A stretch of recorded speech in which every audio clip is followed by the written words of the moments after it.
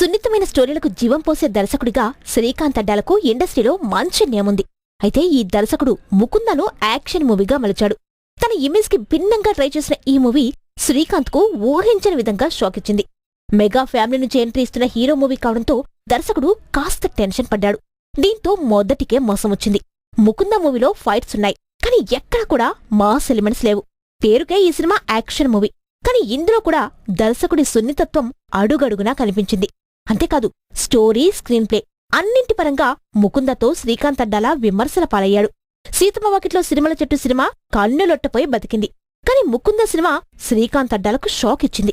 దీంతో మరోసారి ఫ్రెండ్స్ తో సినిమా చేయడానికి శ్రీకాంత్ అడ్డాలా ట్రై చేస్తున్నాడు. ప్రస్తుతం మహేష్ బాబుకు చాలా కమిట్మెంట్స్ ఉన్నాయి.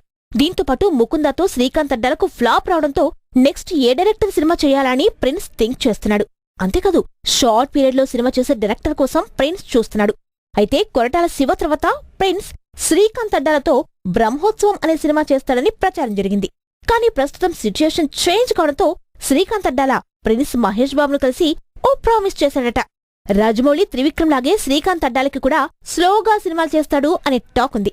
అందుకే చాలా కమిట్మెంట్స్ ఉన్న ప్రిన్స్ ఇప్పుడు శ్రీకాంత్ అడ్డాల చెప్పే మాటలు నమ్మలేకపోతున్నాడట.